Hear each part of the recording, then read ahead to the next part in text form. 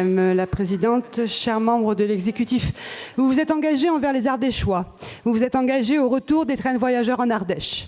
Votre promesse date de décembre 2018, réitérée en 2019 par l'annonce de l'ouverture de 3 gares et de millions d'euros pour ce projet prévu en 2024.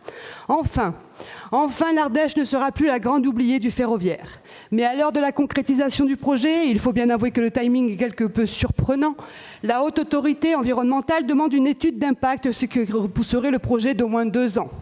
Alors bon, une dérogation est tout à fait possible, comme l'a fait d'ailleurs la région Occitanie et comme l'a fait ou devrait le faire notre collectivité. Nous avons du mal à suivre.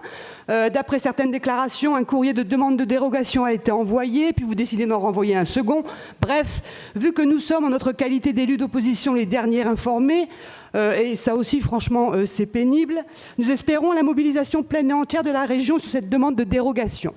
Ensuite, vous déplorez le manque d'engagement financier de l'État sur ce projet. Alors nous le déplorons avec vous, soyez-en certains, mais ce désengagement n'est pas nouveau. Quand en 2020 à Cruas, en Ardèche, l'exécutif réitère sa promesse d'ouverture de gare en précisant « sans l'aide de l'État », vous le saviez déjà.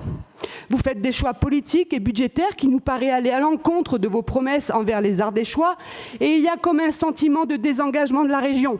C'est comme cela que le vivent les Ardéchois, c'est le ressenti au niveau local.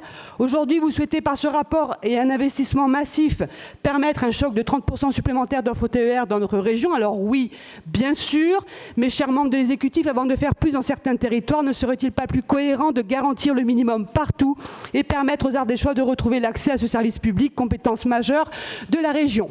Nous vous demandons donc de réaffirmer votre engagement pour l'Ardèche et le retour des trains de voyageurs. C'est l'objet de cet amendement que je vous demande d'approuver. Je vous remercie. Monsieur Aguilera.